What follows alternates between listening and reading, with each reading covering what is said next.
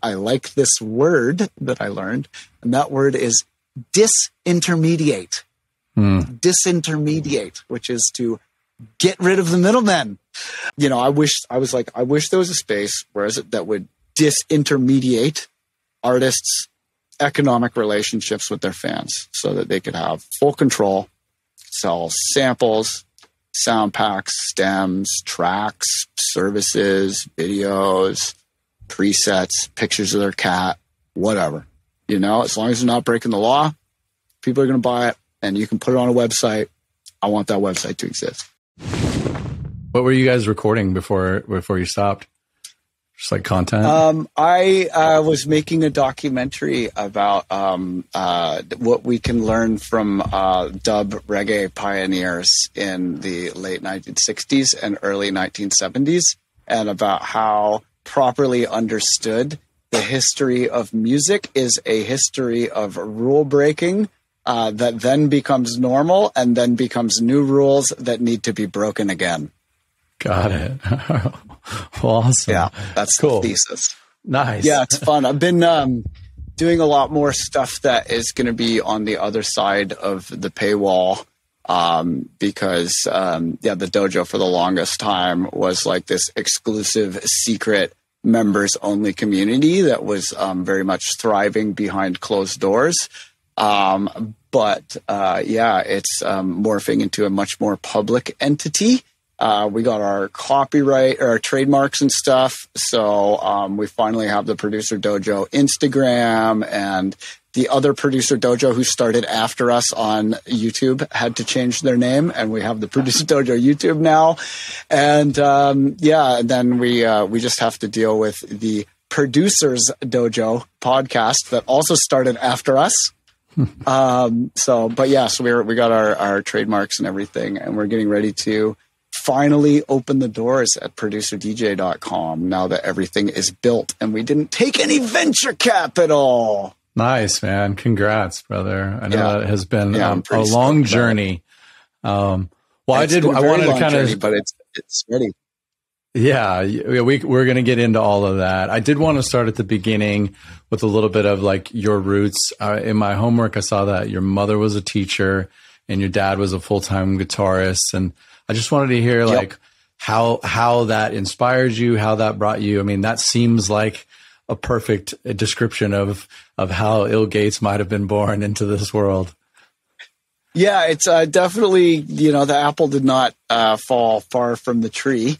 But my biological dad was actually a trauma doctor, and his family are, my grandfather was like a engineer and a sea captain. And then, so there was like on that side of the family, they were pretty keen on me joining the military. So it wasn't quite like that. But then my folks split up when I was like 10. And then when my mom remarried, it was a man named Vince Halfhide, who is a full-time musician. And then my mom spent most of her time doing like community outreach work, and like she was teaching, like helping out in the First Nations community a lot in Canada because, they've had a pretty raw deal. So she spent a lot of time doing like charity work and education. And then my dad, who actually raised me when I was like a teenager and stuff, he was a full-time musician. But it was really funny seeing, it's like, the World War II generation and stuff, not exactly known for being the most open-minded generation.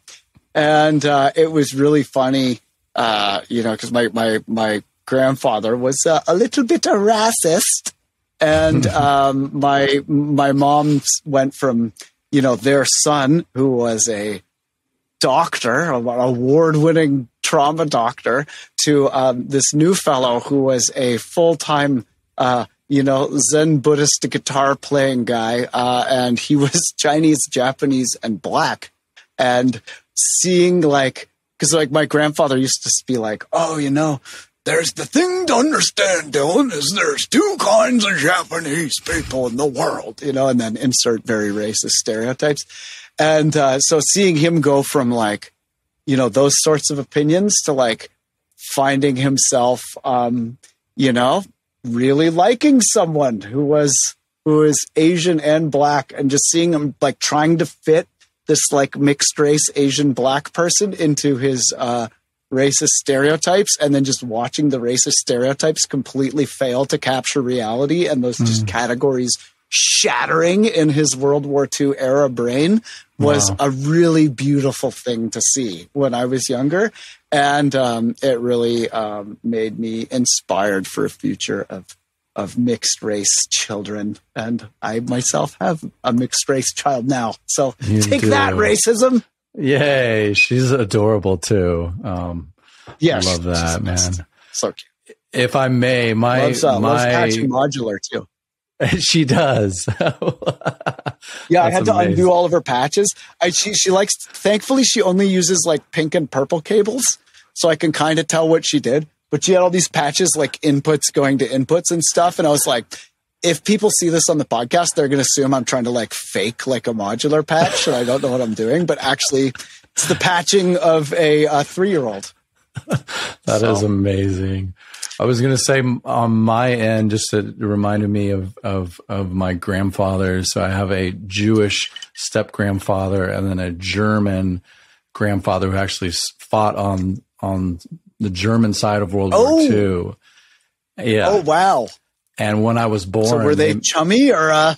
When I was born, they came together and they like hugged and cried it out. And it was much like what you're saying, like that meeting something in real life and being confronted with your stereotypes and racism and beliefs. And then all of a sudden it's like, these two things can't be, I have to choose one.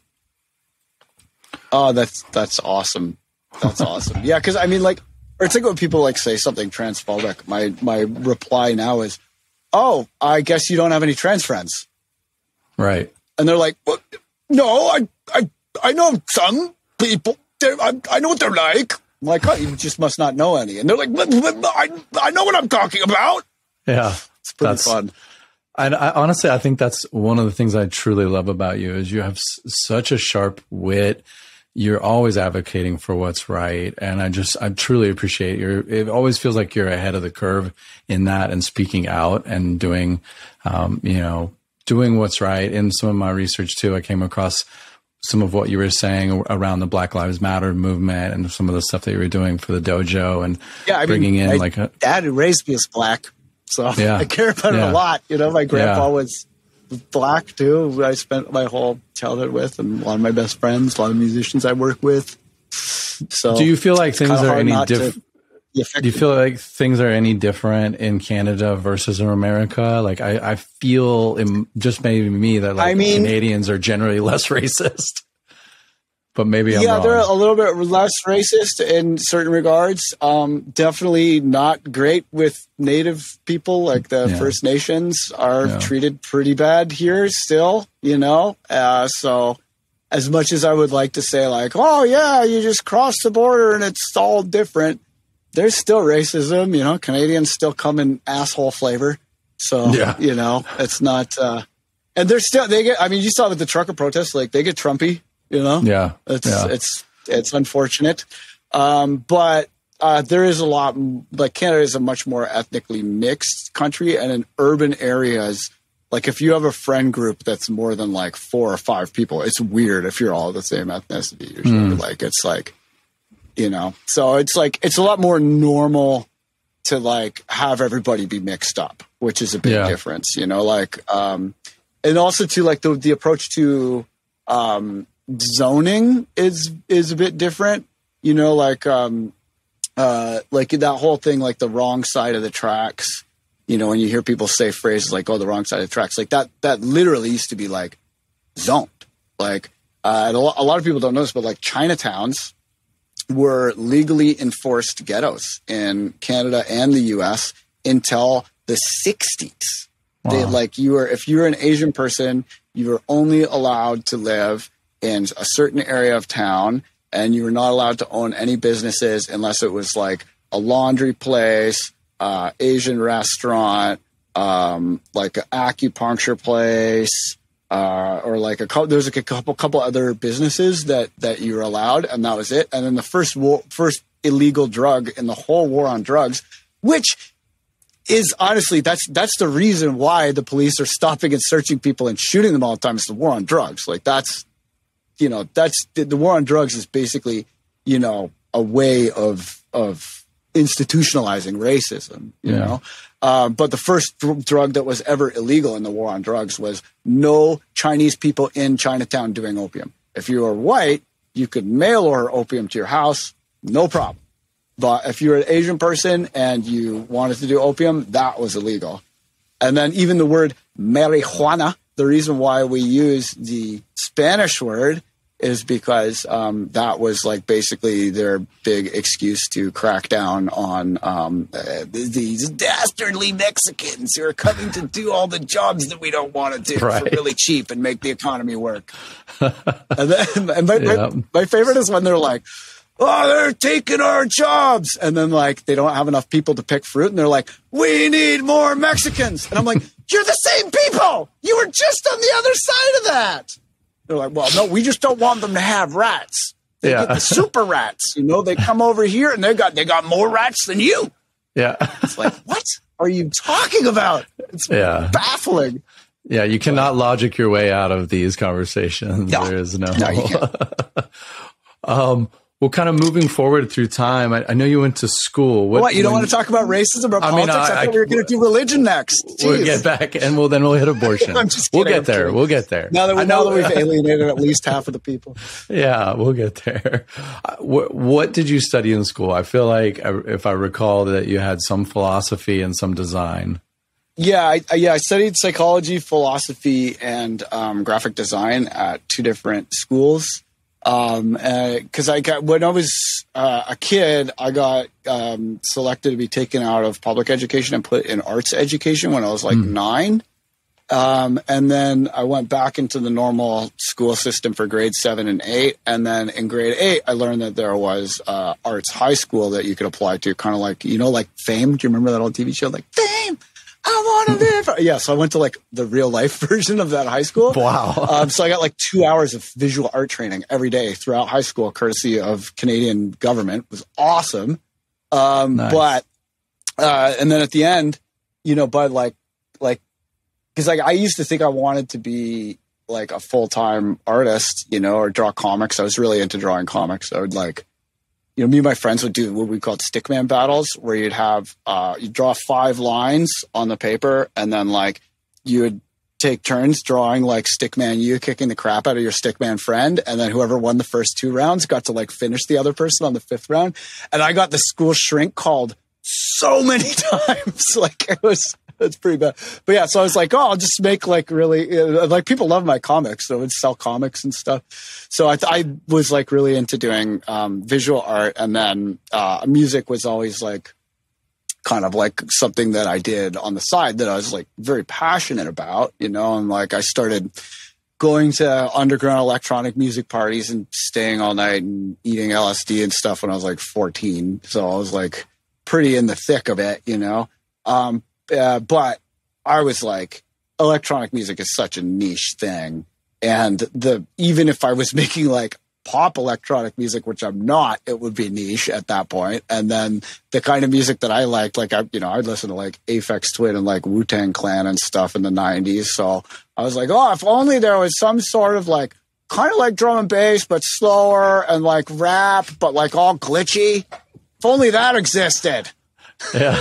Like, people in the 90s were like not ready for that, Yeah. So I was like, realistically, this is not going to be popular, So I always kind of did it as like kind of side thing, And then my initial idea of how I was going to like, mash my square peg of creativity into the round hole of industrial capitalism was to study graphic design.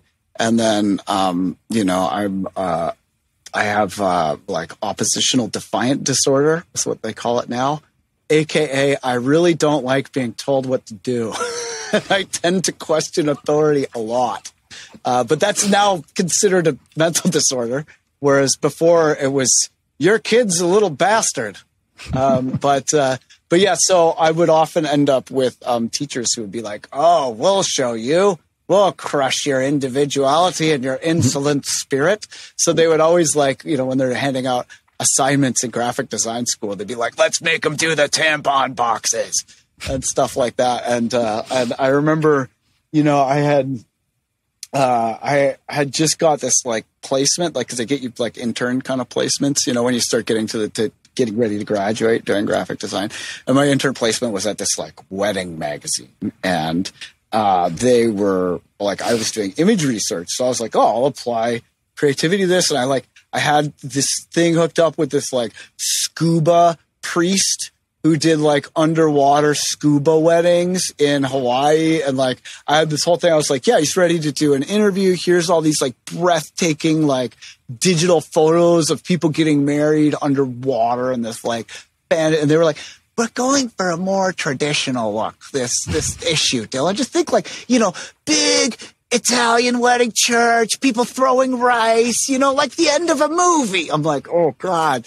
Yeah. So they would berate me when I was being too creative. And then my boss, she was like this like kind of weird, lechy old lady who like always smelled like cigarettes. And she'd kiss me on the cheek when I did things she liked. And she'd have these like cold, like wet marks on my cheek. And I could like feel them after she left. And she'd leave and there'd be this like cold, I'd be like, I'm pretty sure that was sexual harassment. Yeah. I think that must have been. It was Dang. Not the best. So I was like, okay. And then around that same period, I'd been DJing in Toronto, which is a big city of 4 million people. And like, before that I was in Ottawa and I kind of broke into the party scene with my weird music nobody wanted to listen to at that point by building like all these like art installations and like sculptures and stuff that we would do at raves. And then I was a DJ in a breakdance crew, and promoters always wanted our like giant robots and graffiti murals and breakdance crew for their parties, but they were of course be trying to lowball us. So when they were lowballing us, I was like, yeah, well, you got to give me a time slot to play my weirdo music. Yeah. And then, so then I was on like every slip of paper party that happened in Ottawa, like all through high school. So I thought I could come to Toronto and be like, look at all these parties I played. I paid my dues. And I remember like, I printed out a little resume and I had a mixtape and I went into the damn like Destiny Artist Management Network, which were like the big promoters for Toronto. And I came in and I was like, okay, let's go. And the guy, they were like, oh my God, this kid brought a resume. Check it out. And they like called their friend in. They were like, he brought a resume. Look at this thing. And they were like, that's not how it works at all. Like, where's your fans? How are you going to sell tickets, kid? Like we're going to sell you and you can't sell tickets. Like go produce some records. Get out of here. Come back when you've made some records. And I was like, okay, well, that was so crushing, but I guess I need to take production more seriously. So, so I started producing from there. And then it's like maybe the third track I ever made. And I logged into this website. It was like some tiny little producer message board because it wasn't YouTube or anything at that point. This was like 2000, 2001. And like, if you wanted to learn about production, you had to learn from other producers, and there weren't really that many places. So it's on this little producer message board where you could like ask people like, oh, what's a sound card? And, stupid stuff like that.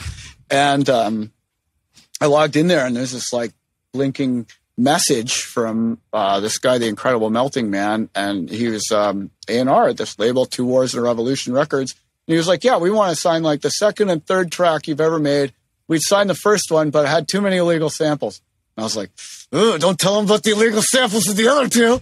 But I like went into this meeting with like all these older established producers, and they proceeded to tell me I was doing it wrong. And me being young, I believed them. And so I was like, oh, I got to get a sound card and I got to get monitors and synthesizers and learn about compressors and EQs and all these things. And I totally did my head in and had this like 2-year nightmare of like writer's block while I learned my stuff. And then I put out my first record and started touring. And this was around the same time as I got that co-op placement. And I remember, you know, coming back from my first tour and like playing on the West Coast, and like people would be like asking me about samples I used, and like I had fans and stuff, you know, like they actually listened to my music and cared, you know. And I remember that like blowing my mind, you know, the fact that, you know, I'm like duking it out with all these other local DJs who are willing to play for drink tickets, you know. And I was just like, I'll never make a living doing this. And then I came back from my first tour and I was like, I have fans. I filled a venue, like, wow. You know, just feeling that validation and everything. And then I remember like, you know, I was like, it's really hot. I was in a really bad apartment. People don't realize Canada gets really hot, like especially Toronto. It gets really, really hot. Like the hottest temperature I ever experienced in my life was in Toronto. And in American, it was 153. Oh my which God. Is like with the Humidex. Yeah, it was a heat wave. It was like people were dying and shit. It was hot. Yeah. Was this 2003 or 2004? Yeah, so it's hot. No, that was freakish. It has never been that hot since. Wow. That was like a heat wave where like you go outside and there are people that are just like, here's some water, go in your house. You know? Yeah. It was really, really hot. That's like a whole other story. But it gets hot in summers. You know, it gets hot. It'll be like 100 or more in the summer and humid, right? And I was in this sweaty, low rent high rise, just like thinking about like, you know, my head's spinning and I'm like, okay, I'm like, realistically, if I keep doing this graphic design stuff, I'm going to end up spending my time doing stuff that I hate for people who tell me I'm, you know, doing it wrong if I do anything creative, or I'll leave soft, wet lip marks on my cheek if I do what they say. I was just like, all these options suck. Like, this is not good. And then I was like, or I can risk a life of grinding poverty and obscurity as a musician. And I was like, this is too much for my head. I need to get outside. And I was not living in a great area of town. So the parks were just full of like junkies trying to sell you rock or bikes they stole or whatever. And that was right next to the Toronto Necropolis, which is this huge ancient cemetery that is like blocks and blocks and blocks along the Don River, which is like this big river that used to be the city limits. But it's like right downtown now. And I was like, okay, whatever. No one's going to be at the graveyard. I'm going to go to the graveyard and I'll just have a think, you know. And I snuck over the fence and I was just like walking around and I wanted to find somewhere where people weren't going to go. Right. So I walked and found this like really old area of the graveyard, like 1800s, I assume at the latest. And like all the tombstones were all just like broken, illegible tombstones. And I'm just thinking about like, you know, all this pressure I'm getting from my military grandparents to like, you know, join the military. And then I'm thinking about like all the pressures of industrial capitalism to go become a cog in the machine and design tampon boxes or work at a wedding magazine that I hate or some equally lame thing. And then I'm like thinking about like, you know, how do I really want to spend my time? And like, if I'm following the rules, like, who am I going to follow them for? Like, what are they going to do? Put them on my tombstone? Like, followed all the rules, you know? And like, but by the time I'm an adult, like my grandparents are going to be dead anyway. So like, well, what is impressing them matter? And I was like, who am I living for? Like, am I living to make money? Am I living to do the bidding of this older generation? Or, you know, do I want to roll the dice and see if I can do what I love, you know? And then I remembered, because this is like, I was fresh out of high school at this point. So I remembered we had this substance abuse resource teacher, or a SART, named Mr. Sarrazin, who is now also the phys ed teacher. And I remember, you know, he came into my class and he was like, hey, everybody, you know, blah, blah, blah. Like, I used to be a drug addict. I did it all. He's like, take your thumb, go like this. And we're like, go like that. He's like, you see that little dent? That's what I used to use as a spoon. I couldn't believe it when I found that. I was like, oh, you could just do drugs out of there. I don't need a spoon anymore. I got it all. I thought I had it made. Oh, I used to do B&Es. I used to do drugs down the train yard. I did it all. I was at rock bottom. But then you know what? I made a decision. I turned my life around. Now I'm a picture of health, and I'm the phys ed teacher. And I was like, if this motherfucker can let it get that bad and still be totally fine, I'll probably be fine too. Like I can probably fuck up pretty bad and still be okay. I was like, yeah, it should, okay. So I remember thinking about that, and like, I was just like, dude, like there's so many people that would kill to have the freedoms that we already have. Like, even if you have like a job that you hate and you're in debt and you're feeling miserable, there's loads of people that would kill to have your life.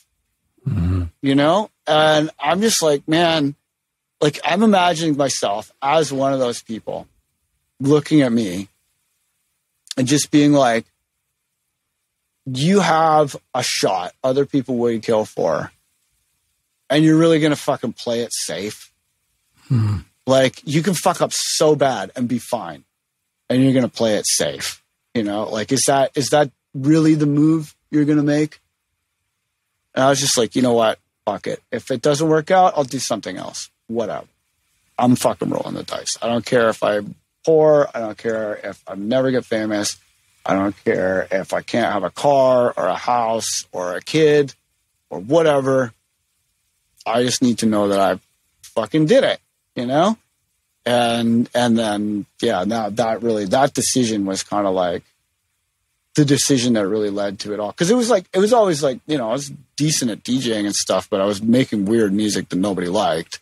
And, you know, like it just didn't seem like a viable income at all, you know, but it's also like the musicians that are killing it don't hang out in their hometown. You know, unless they're born in LA or something, usually they leave. So the ones that are left are going to have very different opinions on whether you should be a musician as the ones that left and made it. Right. That is a so great if you only listen to the ones that didn't make it, that stayed in your hometown, then that's one set of opinions, right? Yeah. It's an interesting sample size. Exactly. Well, again, like, I feel like, how does it feel to have seen the bass music community blossom like it has and been such an integral part? It was not even a thing. Yeah, but I mean, now fast forward to today, I mean, you must be immensely proud of all of that you've helped to bring to be. Yeah, I'm pretty stoked. I think, like, you know, I mean, the imminent collapse of industrial capitalism is pretty stressful, but we have the best music anyone's ever had. And we have some great memes. So that gives me solace. Music is my great escape, you know? And I always try to do that for other people, because there was once a point in my life where you ever see the Ren and Stimpy when they have the history eraser button? I don't think so. They're lost in space. So Ren and Stimpy are lost in space, and they're going mad from being lost in space for so long. And the episode ends where on their spaceship, they find this button called the history eraser button, where if you press this big red button, it just erases all of human history. And because they've gone mad, they're just like being driven wild with temptation by this bright red candy colored button that erases all of human history. And then the episode ends with Ren presses the history eraser button and erases all of human history. And there was a point in my life before art and music and everything had really come into my life where if someone had presented me with the history eraser button, I'd be like, oh yeah, humans are very reliably awful. Like we're a curse. Like we're really, human nature is bad. Definitely. Yeah. Give me the button. And, you know, music really turned that around for me. And it made me into a productive member of society. And it, really helped me find my place and find a way I can contribute and help other people who are having similar mental health issues. Because the instance of mental health issues among musicians, 72%. Wow. 72. That, like, 1/4 would have been shocking. 72. That's almost 3/4 of musicians have some sort of a mental health issue. You know? And I mean, and it's not like pursuing music makes you depressed or anxious or whatever, but a lot of the people who seek out music, you know, like they do it because they need to, you know, and I do it because I need to. Like if I don't create, then the weight of the world comes in like a ton of bricks, you know, like I can't handle the weight of that without music. Like I can't. But if I do my music and, you know, I'm in the community that has come up around that, I'm fine. Like I'm a perfectly functioning individual. But if you take that away, I fall apart, man. It's not good. Wow. That's interesting. I mean, I've heard people say that same thing about exercise. Like if they don't get to exercise, it's like the chemicals in their brain just start to really go upside down. So you feel like that's your dopamine and serotonin, like balancing yourself out with that on a regular basis. And it just makes me feel like there's a point to it all, you know? Cause like, it's really kind of, like even when you think about like human progress, you know, like we've progressed in a lot of ways that are, you know, pretty objectively true and are measurable. Like, you know, child mortality is way down. You know, there's a lot more equitable human rights, and like the super hardcore, like grinding, like you're born and you just die while you're like a baby poverty is less, you know, is measurably less. But at the same time, like, you know, we've got this system that is predicated on endless exponential growth.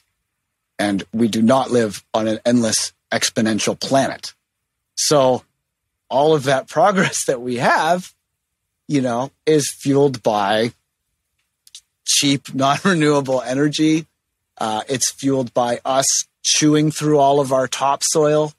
It's fueled by us chewing through all of the fresh water on Earth. Because, like, you look at the globe and you're like, oh, it's 75% water. But, like, if the globe was like a basketball, the amount of water would, like, not even fill a cup. Like, it's just like a cup of water on the surface. And then the amount of the fresh water versus that cup is like a couple drops. Yeah. You know, it's really, there's not that much fresh water. And I mean, you know, we're watching the wheels come off from people fighting over the Colorado River now. Yeah. And like, literally, it's just like everybody's position is like, well, yeah, but me first and fuck you. And they're like, why? Well, because I said so is why. And I'm like, this is not a negotiation, guys. Like, you're all fucked if you do this. Yeah. And then like, meanwhile, they're like using the water to grow alfalfa for export in the desert and shit. Like, I'm like, guys, like, come on, you know? But that's the thing. It's like, you know, the way our current system is structured, it's like short-term gain is the only thing that matters. And I can't help but think sometimes that the gains that we've made with child mortality, education, etc., are short-term gains that are kind of predicated on us having plentiful resources. Yeah. And as we come to the ends of those resources, which we are most likely going to see in the next like 30 to 50 years, I don't know how much of those gains are going to be preserved, you know? Yeah. And I mean, we see it now with this like kind of descent into fascism around the globe, and like the social media companies. Like, I mean, I remember like in the Facebook papers, one of the things that came out was that Facebook was giving 5 times as much traffic to the anger reaction emoji as they were to the like or love reaction emojis, because that's what gets people talking. That's what gets people hanging out in Zuck's walled garden so that they can be eyeballs on ads. Yeah. And it's like, if we can't even, like, the people that is like essentially the only public space left really is like this digital corporate space. Yeah. If we can't even have a like, don't kill each other rule in that space, because it's more profitable for people to be at each other's throats and tear society apart. It's like, I don't know. Yeah. So I need music to be a functioning individual in that sort of environment. And it really helps. It helps me feel like, there is a point, and that, for this brief shining moment, we get to touch levels of beauty that no other human being in history has ever heard.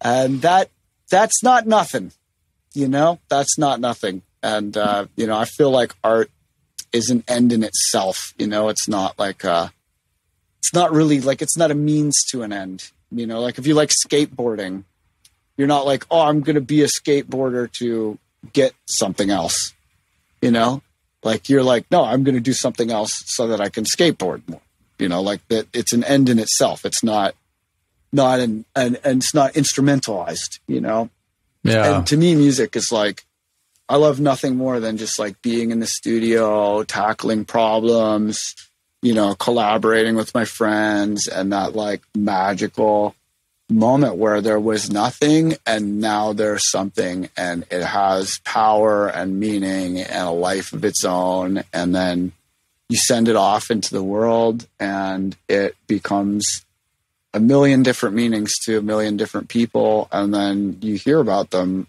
and, it's like when you're writing music for like the masses, that's not like real, like, I mean, I'm not saying that there are not like pop musicians who are not real, but like you can't conceive of a million people. Like that's not real to you, right? That's not real. Human brain doesn't like work like Stalin that. Quote, like, yeah, like one death is a tragedy, a million deaths is a statistic. It's like it's grim, but Stalin wasn't wrong, No.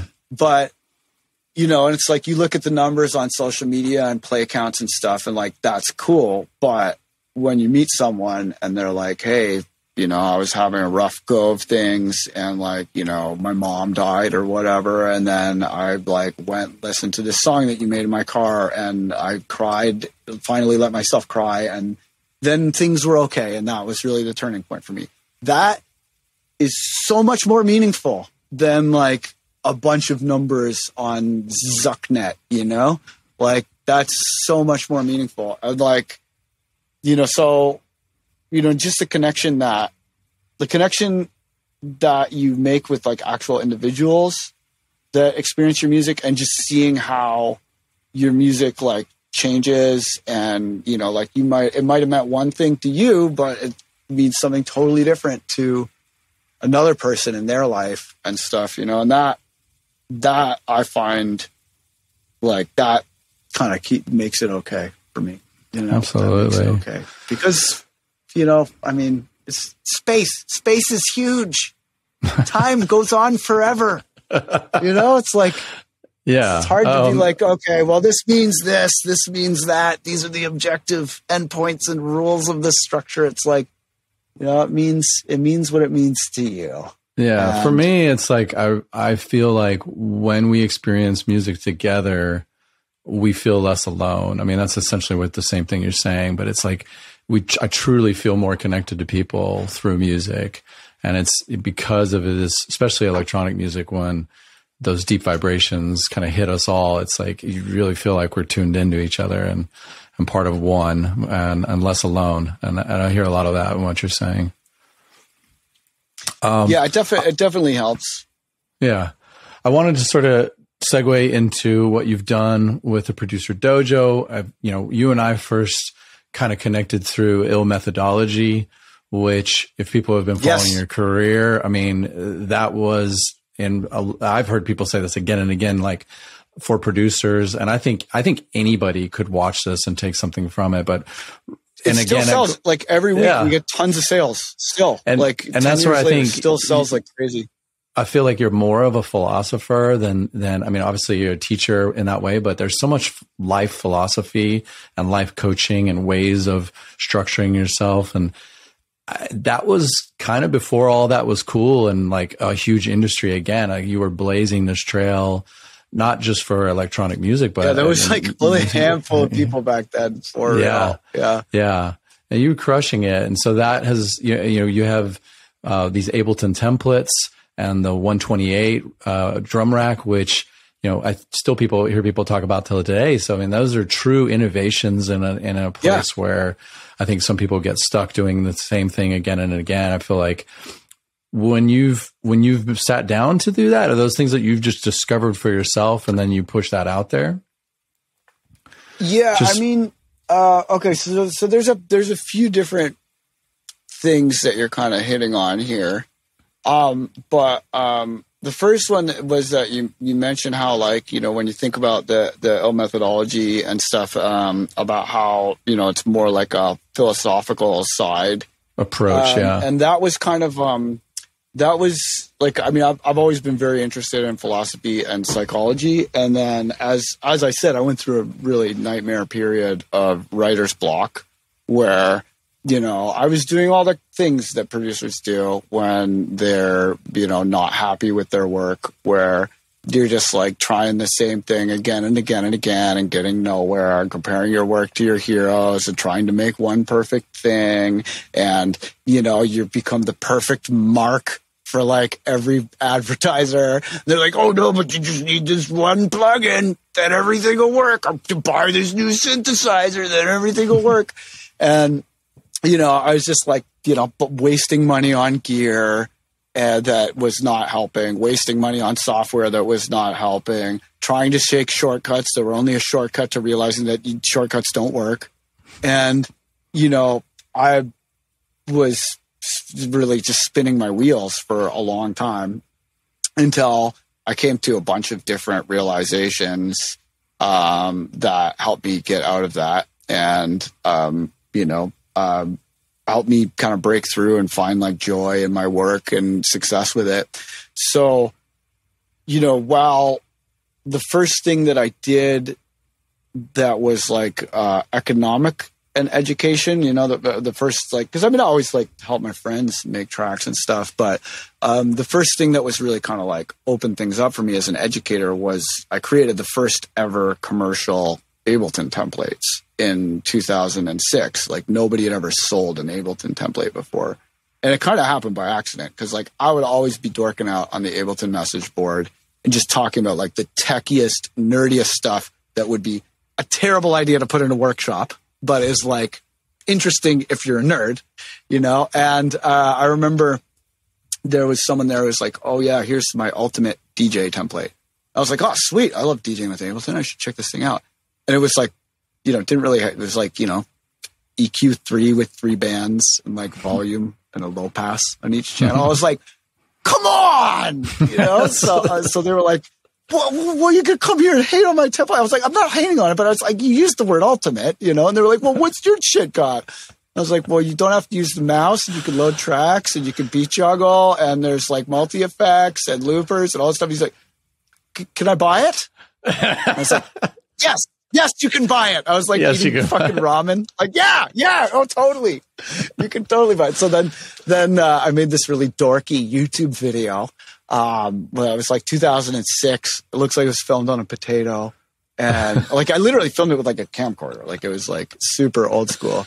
And, you know, next thing you know, all these like big live acts are using my stuff. So like Rabbit in the Moon were using my stuff. I don't know if you remember them. They were like live like house and breakbeat act, like in the 90s. They wear like meat suits and, you know, lots of angle grinders with sparks shooting everywhere and stuff. Yeah, they're quite the show. They had some really cool songs. There was this Rabbit in the Moon Banco de Gaia record, the Banco de Gaia remix of I forget what the song was called, but man, I played the hell out of that record. I've like wore it out.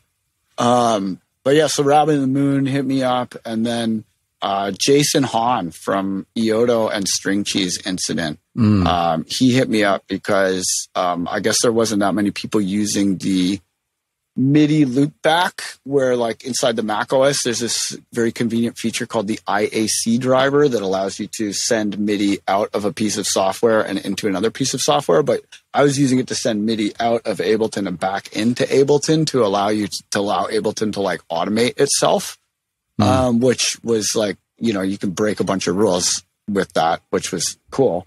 So Jason was like, yo, that's crazy. I got to call this guy. And he called me up, and like, you know, I was training with him and stuff for a bit.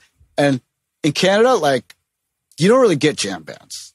Like jam bands is like a US thing, like very much. Like it's not like you might get the odd festival where they come, but like if you're used to playing like festivals for like a Brazilian people in the US, and then you come to Canada where it's like, you know, you got to get visas and you can't get your merch across the border without paying taxes and like this, that, and the other thing. I don't know, reasons, weather, the cities are far apart, not that many people. There's reasons, you know, but it just never really took off. So I didn't know who the hell String Cheese Incident were. I was just like, oh yeah, it's Jason from the Ableton board. Sure. Whatever. Right. And, so, you know, you know, I ended up making connections with him, and like next thing you know, I'm like helping all these big artists with their live rigs and stuff. So, you know, when I got into the educational space, it was very much as like a purely technical thing, you know? And then when I was traveling, you know, being from Canada and being not that famous at that point, I mean, I'm still not that famous. There's people that like, you know, there's some people that like are like, oh my God, you're like my favorite X, Y, or Z. But, you know, to the general public, like there's just not that many people that are that into the type of music I make and stuff, you know, like, there's not that many people. But, you know, as someone who's not like, you know, I didn't have a mailing list or anything like that at that point. You know, I wasn't like selling merch because you can't really get merch across the border. Even now, like I don't really sell because like across the border all the time, it's like a horrible pain in the ass. You got to do like inventory and get stopped by customs every single time, or you can leave your merch in the US and then mail it around from show to show. It's like $500 to mail a box of merch. Sucks. So, you know, I was never really a big merch person. Right.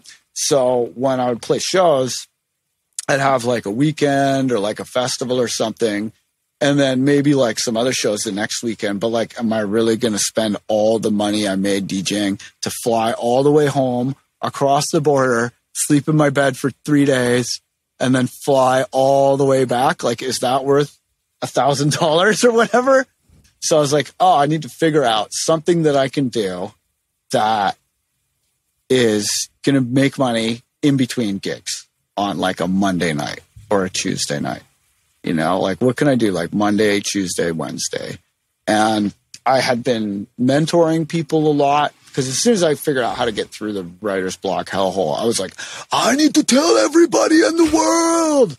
And so, you know, I'm still really into like, I just love it when you can like say like 5 sentences to someone, and then like 3 years later, they're like, those 5 sentences, oh my God, you know, like I love that. It's like gives me a rush, you know? But yeah, so so I was like, oh, I'll do a workshop, put up some posters around town, see how it goes, you know?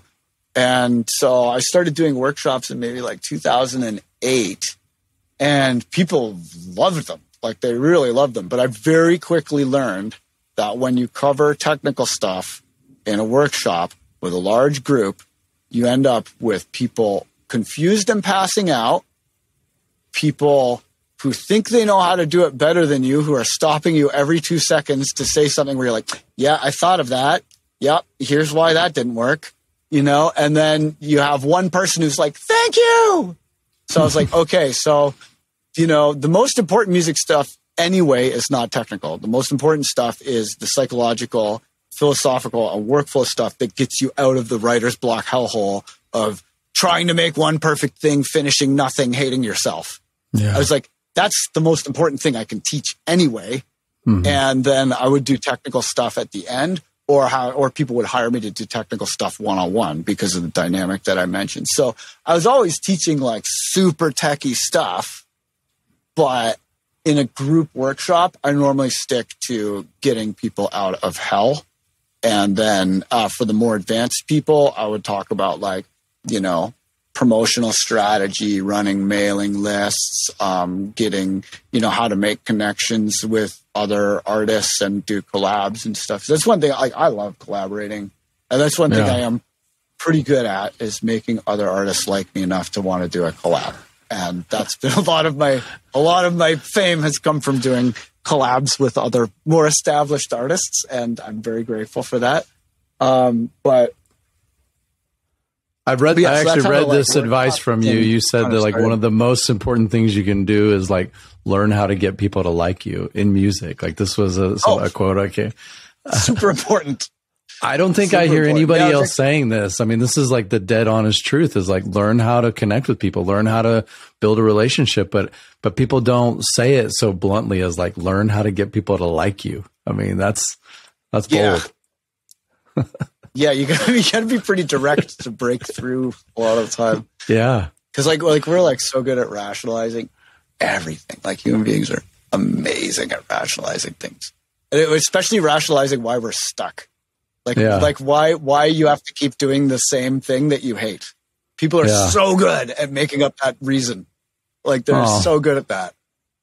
Yeah, and normally it's just like, it's just like we're creatures of habit, and it's like in the world that our brains evolved in, you don't want to disagree with other people because that'll get you thrown out of the cave and then you'll have to like get eaten by a saber-toothed tiger or whatever. So definitely don't disagree with anyone that is around you. And, always do the same thing because the world is scary and dangerous. And if you go into the unknown, you will be devoured. Yeah. So people are like, okay, I need to do the same thing I always do and think the same thing as everyone else. Yeah. And there's like deep-seated like evolutionary programming that you have to break through to deal with those things. And, like the competition is the fiercest for the thing that everybody else is trying to do, and when you're doing something that other people are afraid to do, there's way less people doing that. And you actually stand a better chance of winning statistically because other people are afraid to do it. Mm-hmm. It's like, Jackass, for example, like the Jackass guys. Like, who wants to be Johnny Knoxville? Like most people are way too big wimps. They're like they could have been famous if they were willing to go on video and do all of that stuff. But the Jackass guys were the ones who were bold enough to do it first, and then they became deservedly famous. But like the big skill with that is just fearlessness, Yeah,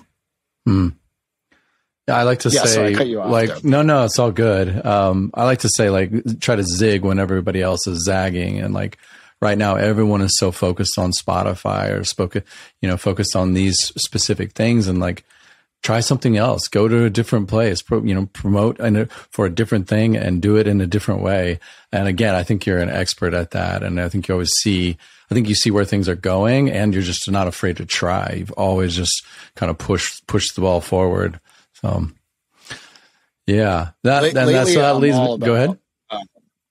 Lately, I'm all about personal connection, man. SMS, not being on social media sites.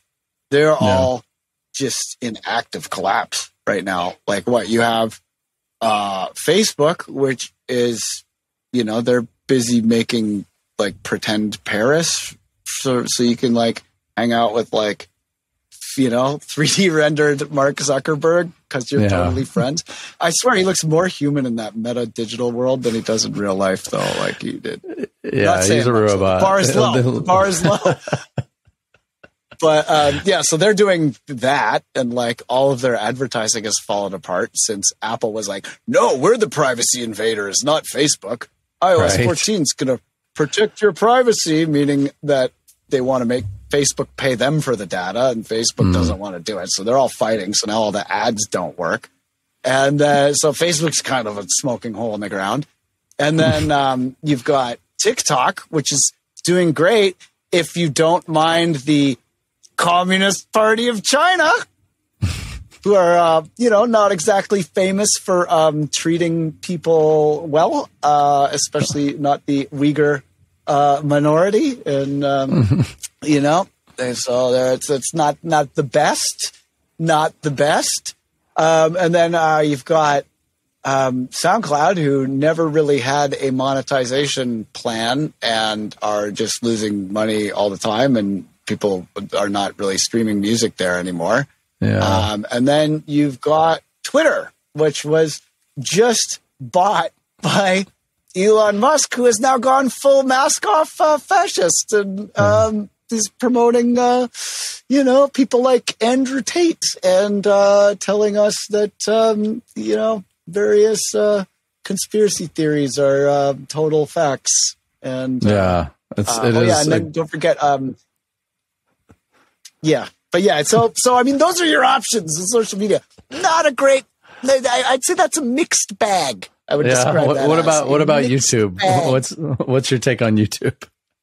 I mean, YouTube is great as long as you are cool with never being paid any royalties for your music. Yeah. But it's not like the other ones are paying you well. I did the math, and you would have to have a fan stream your music 24 hours a day for an entire year to make $20. Wow. That's how much the Content ID royalty rate is on YouTube. Yeah, it's and poor. And then every one of them has an algorithm that favors controversy. Mm-hmm. Because controversial things are more engaging to people because they're angry. So they're like, oh no, let's just make them really angry. Then they'll stay on our platform because they're furious all the time. Yeah. So lately I'm just like, you know what? Every one of these things is a sinking ship, or at best, you're paying the worst people ever every time you give them money. It's like, I don't know. Yeah. So I'm all about SMS these days, man. SMS marketing. And building your own platform, right? Connection with a smaller number of people is way better. Yeah. And then there is, of course, my platform, ProducerDJ.com, which I've been building for a long time. That's a whole other can of worms, though. If you're ready to open it, we can. Let's go. I want to hear all about it, man. I want to hear all about it. Okay. All right. So, as a person who is not only a music creator, but also created other things in the digital space, as well as offering services like education, mixing, mastering, production services, etc.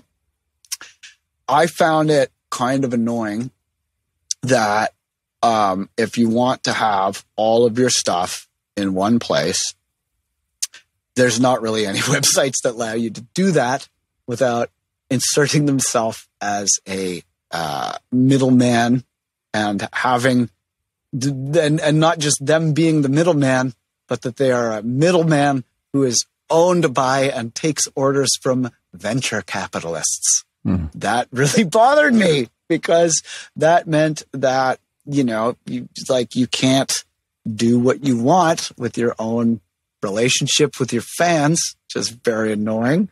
Patreon, pretty good. I like Patreon.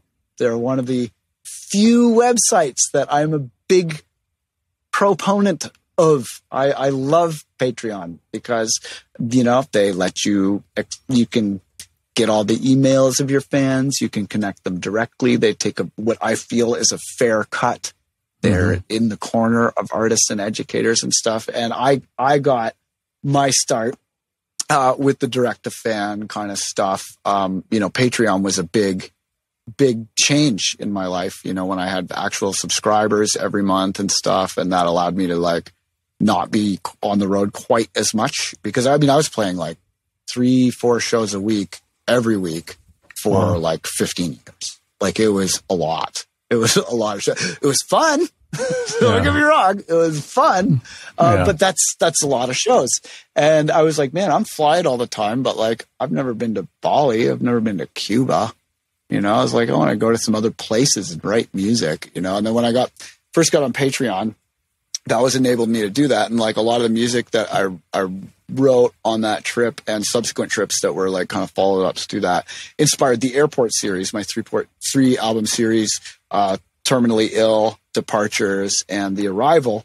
Well, where a lot of that music was made on the road, just inspired by different places and the people I met and all that stuff. And I was like, wow, this, Patreon opened up a whole other dimension of that, which I thought was really cool because, as a musician, you're not really getting paid great for royalties.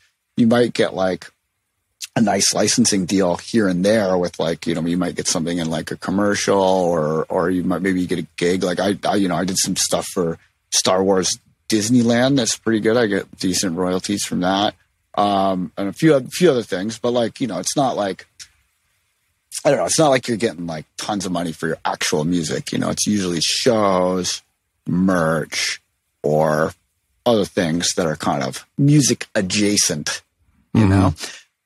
So as someone who did many of those things, including education, workshops, Ableton templates, sample packs, presets, all that stuff, I was like, man, I wish there was a place where I could have, you know, a place my fans could go and get music, and, you know, DJs could go get stems if they wanted stems, and then like high quality waves. Cause like there's lots of times where I'll want like a wave file of some like popular song, and you can't just get it.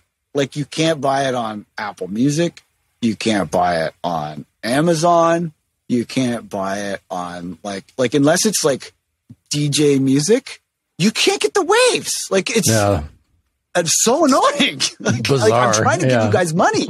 I'm trying to pay these artists, and there is nowhere for me to pay them for the thing I want, which you'd think a lossless audio quality version of a song, you'd think that would be available. It's not. It's maddening. You know, like Tidal is lossless. I will give them that. That's pretty cool. But yeah, there's not really like, you know, it's not places like where you can buy directly from artists, except for like, you know, Bandcamp and stuff, or like Juno. I really like Juno and Beatport and everything, but not everything's in there. Like, let's say you want like, you know, a Gregory Isaacs song or something, or like, where are you going to find that now? Like, unless you go to a physical record store and like buy a vinyl or a CD, like you can't get the full quality anywhere. So, you know, I was really kind of annoyed that there wasn't like, you know, and then there's a lot of places where you can sell sample packs and stuff, but usually there's someone who is like middlemaning your thing, and they're trying to sell subscriptions to their website, and not like, you can't just sell your thing to your fans and then get their email address and phone number. Like it still doesn't exist, you know? So I was really annoyed with this. And there's one of the terms that I learned from the crypto world that, you know, I don't like everything about crypto, but I like this word that I learned. And that word is disintermediate. Disintermediate, which is to get rid of the middlemen. And I like that word a lot. And, you know, I wish there was a space that would disintermediate artists' economic relationships with their fans, so that they could have full control, sell samples, sound packs, stems, tracks, services, videos, presets, pictures of their cat, whatever. You know, as long as you're not breaking the law, people are going to buy it, and you can put it on a website. I want that website to exist. And, you know, I'd been wanting to build something like this for a long time, because if you're building your own website, there are, you know, you can do it with Squarespace and this and that, but they're still not perfect. And there's always like, you know, some plugin will update and then everything will break. And it's just like, oh, surprise, everything's broken. You know, like that's annoying when you're trying to run your own website, do everything custom. Like, unless you have a background in development, it's tough. So that's why a lot of artists still don't have their like go-to homepage. They might have like a link tree that they update, but like not that many artists have their own like .com or whatever. So I was always kind of annoyed by this, and I've had to solve all of these problems for myself to make like, you know, to be able to sell templates, to be able to sell stems, songs, you know, the book lessons, this, that, and the other thing. And I really wanted to build a place that was like by artists for artists, where they could have access to this and be able to have a go. And so it's built. Took a long time because we didn't take any venture capital, but ProducerDJ.com is in existence now. And we've got a handful of artists. Some of them are doing really well, and it feels so great every time I pay them. And a lot of them are really killing it, and we're getting ready to go public with it later this year. But we've been kind of like really slowly doing it to make sure that nothing's going to break, and it's been going great for a while. You know, I haven't noticed a bug in quite some time. Nice. Yeah, we have a really good developer and stuff. It just took a long time. It's like our development team is like one guy. So it took a long time. You know, I mean, you're a developer, you know, it's like you're doing everything yourself. It's like that whole thing of these, like, do you want it fast? Do you want it good? Or do you want it cheap? Yeah. Pick two at most. Maybe. You know? Yeah. Really so not. We opted for not fast. Yeah. Yeah. So we opted for not fast. But that's amazing, we built man. it slowly and surely, and it's done. And it's ready, and people are selling stuff all the time now, and we're going to open it up to the public later this year. So I'm pretty pumped. And then the reason why it's called ProducerDJ.com, I mean, number one, the SEO, like you want to have that, like this, the words producer and DJ. If you're a producer and DJ, you want that SEO attached to your page, right? But also, you know, like in the Middle Ages or whatever, if you were like a blacksmith, your name would be like John Smith.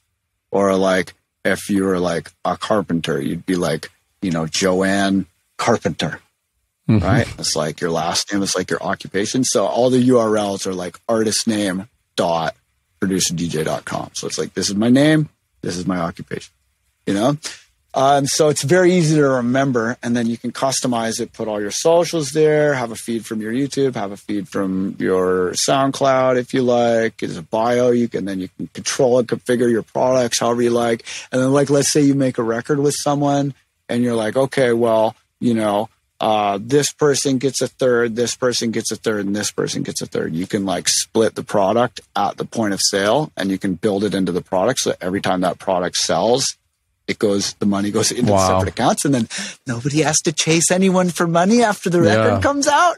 Yeah. Yeah. So it's pretty huge. So that's huge. We're all using it, and we're moving stuff on it all the time now. And there's people booking lessons. There's people doing mastering services. And I think it's really needed. And, you know, it's funny. Like, I figured someone would have built it by now. Because like you and I were working on the early first Pancake versions of it like forever ago, like the ill.Methodology.com. And then that became like, you built the first ProducerDJ.com, right?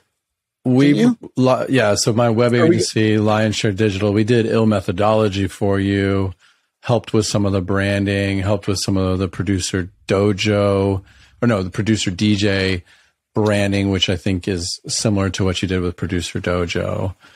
And we did some concepts for you, and then ultimately, I think you had some other ideas. So we got partway through it. That's right. We got partway through it, but just a little bit of backstory. I mean, that was like 10 years ago. Yeah. Well, I'm really proud of you, man. That is huge, and I feel like you've really always been looking after people and trying to not just build something for yourself, but help other people, being of service, sharing your knowledge, sharing your wisdom, of which you have so much.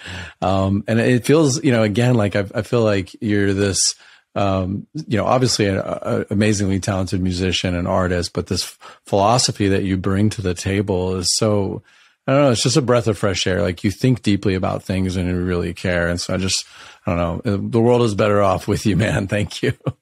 Oh, thanks. Seriously. Really appreciate that, man. Yeah, I appreciate that. And I know what you've done. I mean, you didn't really even talk about Producer Dojo. Like, that's a whole nother world in school that you've done. A lot of things going on. Yeah. The dojo. So that it feels like the Producer DJ is like this, the next piece. But yeah, talk about Producer Dojo. I want people to know about that if they don't already. Okay. So, Producer Dojo basically grew out of me teaching on Patreon. And I was teaching on Patreon very early on, like right after Patreon launched, basically. And, like I know Jack Conte, and like I used to go down to the Patreon building and hang out there and stuff. And I learned a lot from them. They're like just a really inspiring crew. And Jack Conte, like, you should totally follow him on Instagram, Conte. He's amazing. And he has like really excellent, like, his like whole approach is just like, how can I, give the people on my social media as much like value as possible, like he's just like loading you up with useful stuff all day with his posts. Like, it's not like, oh, look at me on this like fake private jet that I rented to like pose with a drink. And then, you know, we never take off. Like, it's like, you know, he's like, how can I make this useful for artists? You know, like he actually legitimately cares about artists, which is, it was super cool. So I'll put a link. I'll put a link in the description. The Patreon. Yeah. So love Patreon, but my links were leaking. They were leaking. I was using YouTube to try and keep my videos tight. And like, I would do a lesson or make a video for my subscribers at Patreon. And literally the next week it would be on the Russian torrent sites. I'd be like, oh, can I just for a week, guys, you know? And I don't know, like if that was, I think that was probably on the YouTube side. It's hard to keep those private YouTube links private and stuff, but it was like, it was leaky. And then like, you know, I make a new thing. I make stuff so much. Like there's, you know, I have this like weekly music class that I've been doing where I've been called a weekly download, where I made like a new sound pack or tutorial or class every week, and they're all different. And I haven't missed one in like 320 weeks.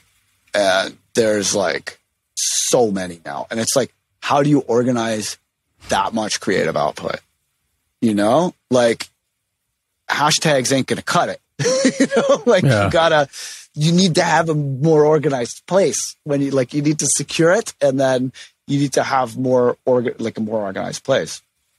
322 weeks. Didn't miss one.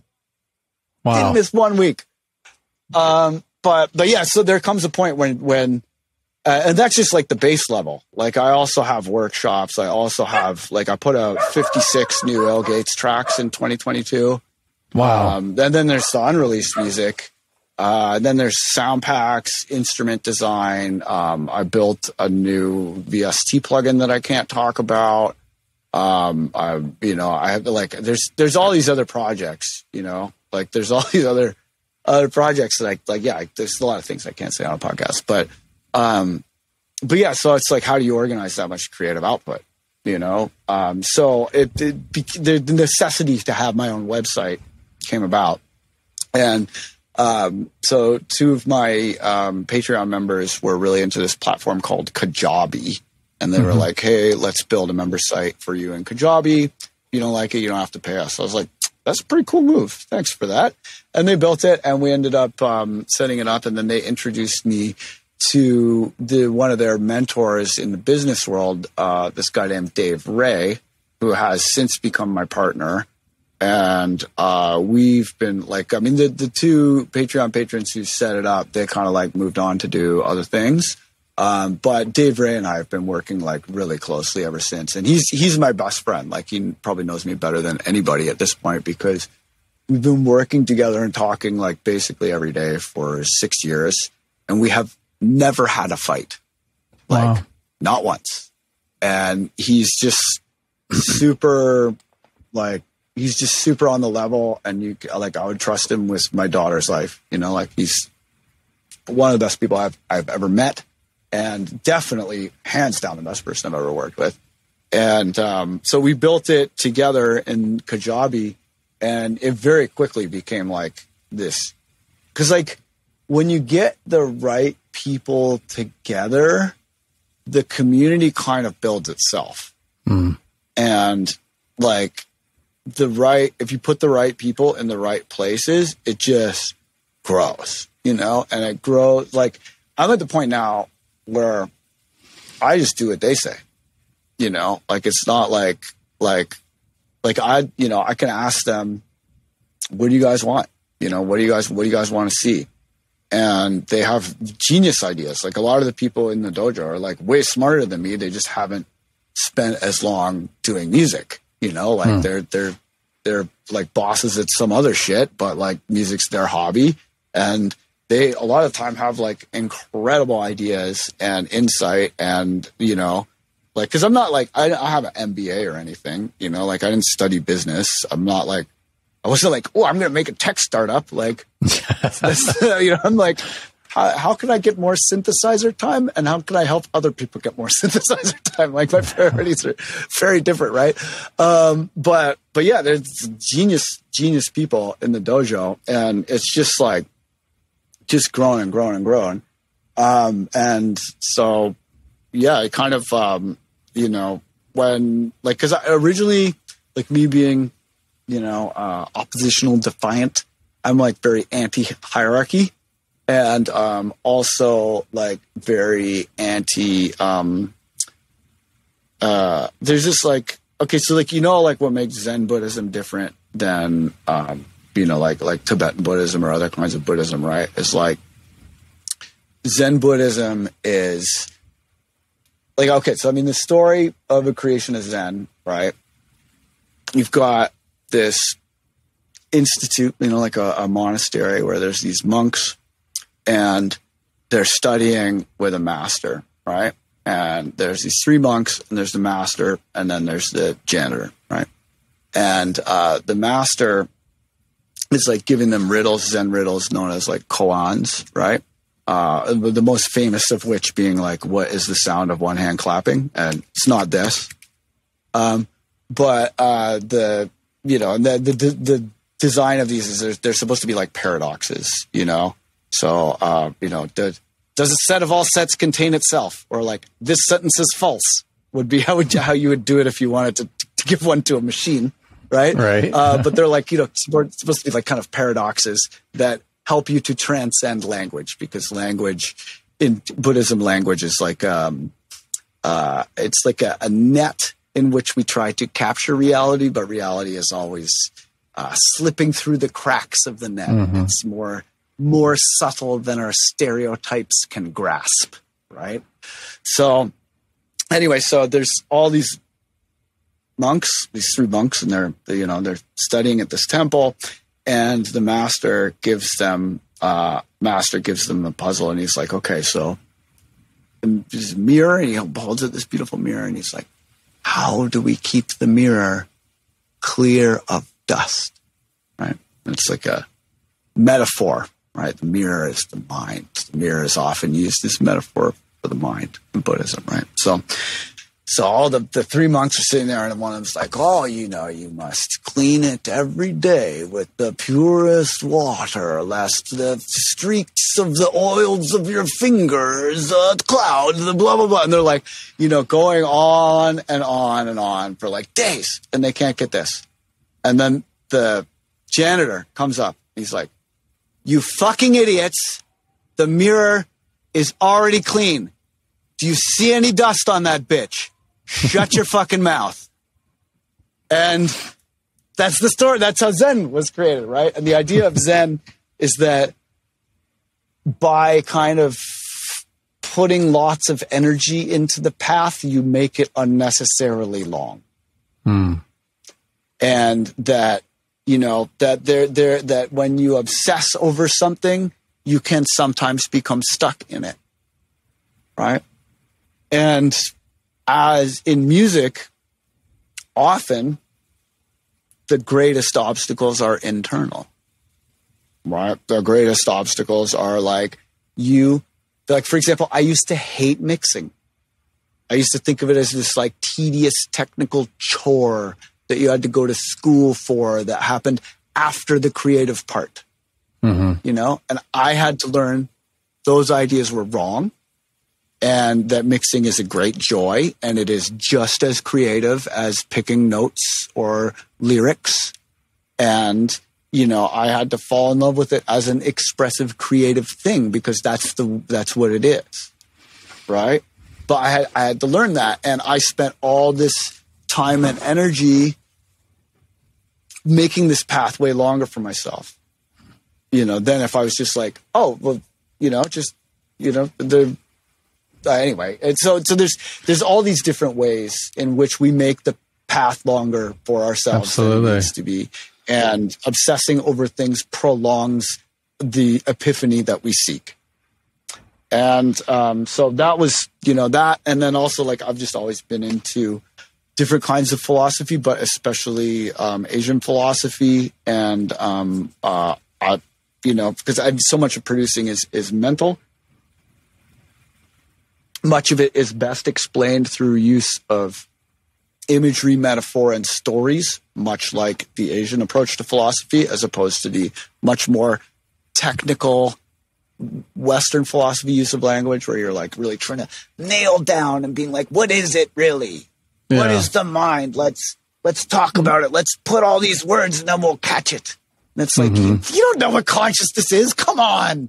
Like, come on. You know? But yeah, so I generally gravitated towards that. And then I also have noticed a phenomenon in which I, as someone who is making electronic music successfully, well, at least completing it successfully. People aren't driving truckloads of money up to my house or whatever, but I can finish a song. Right. As someone who successfully completes electronic music very regularly, I would often have people who had just finished paying like $50,000 a year for some audio school. And they would come to me and they would say, Dylan, I can tell you all about what a compressor does and, you know, how a fast Fourier transform works and, you know, why you need to wait for an analog synth to warm up before you tune it and how to cut tape with a razor blade. Yeah. But I can't finish a fucking track to save my life. What do I do? And I was just like, what are they teaching you for $50,000 a year? Yeah. What the fuck? So, you know, I was like, yo, when I went to study martial arts, they weren't like, tell us the 5 kinds of kicks. You know, it was like, yo, you can either do the shit or not. Show it. Show us you can do the shit. Then you get the belt. I was like, awesome. Why isn't every music school like that? Like, if there's any measurements of progress. So I was originally very reluctant to have any sort of a measurement of progress because I was like, no, you can go right to the fucking finish line. But you can do your black belt first at Producer Dojo. Like if you have black belt level shit that you've done, you can be like, give me my black belt. Here is the proof that I can do the black belt thing on the list of the hard things.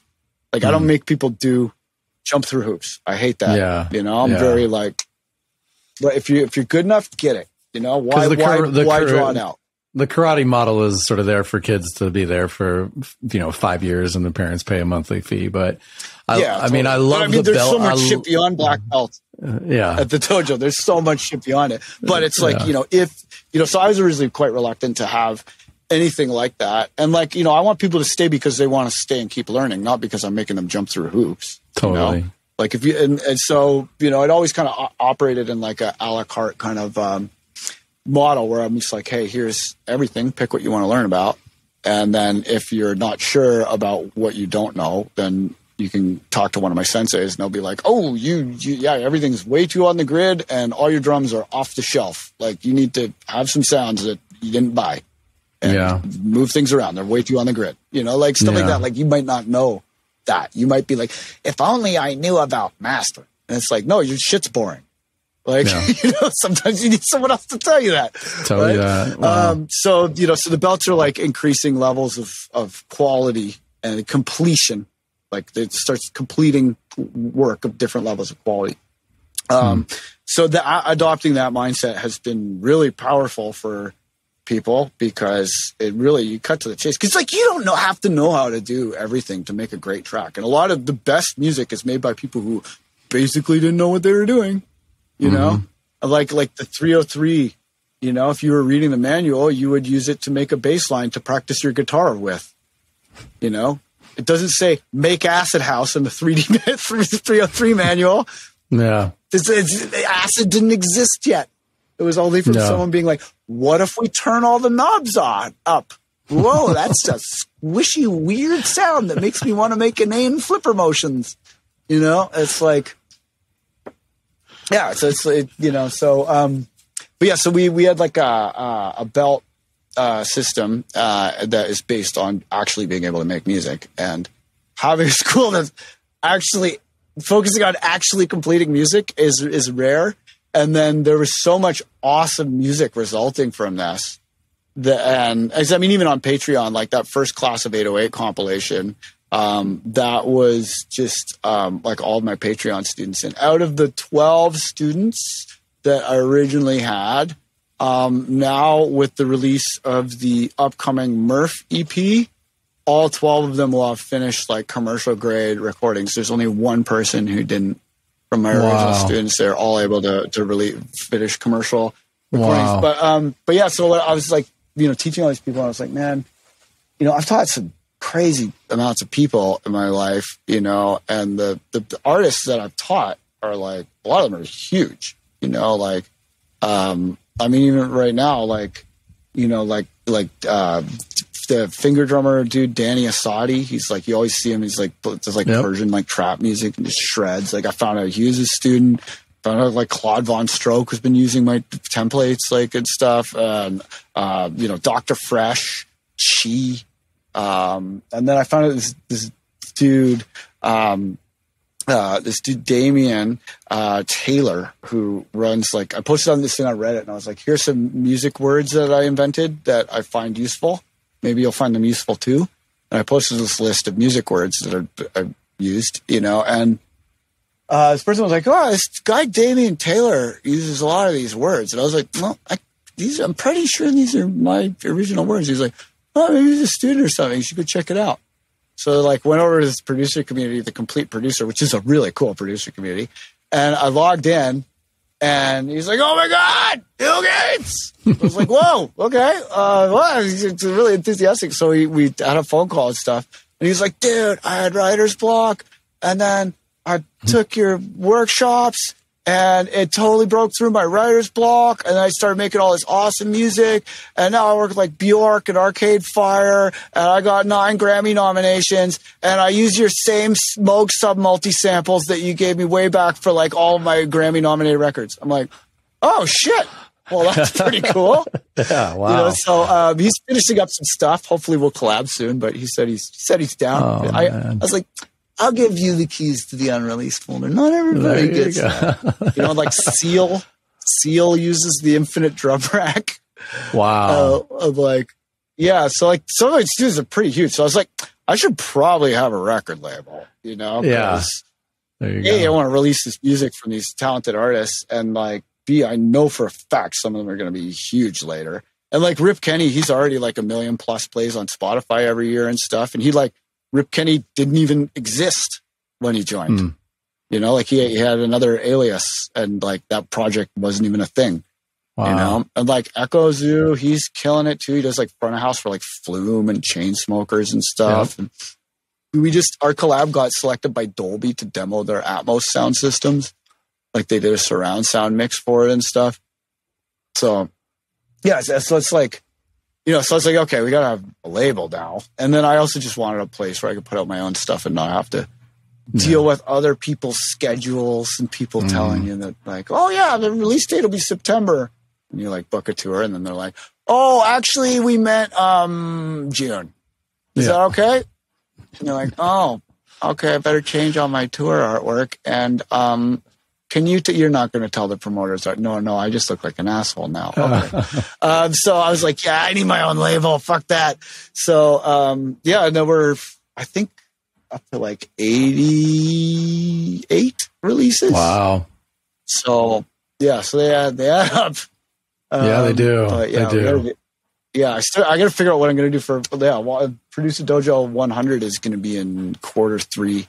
So I'm handing in my track list my release list for Q2 tomorrow, because we do everything really far in advance. Because Alpha Pup are awesome.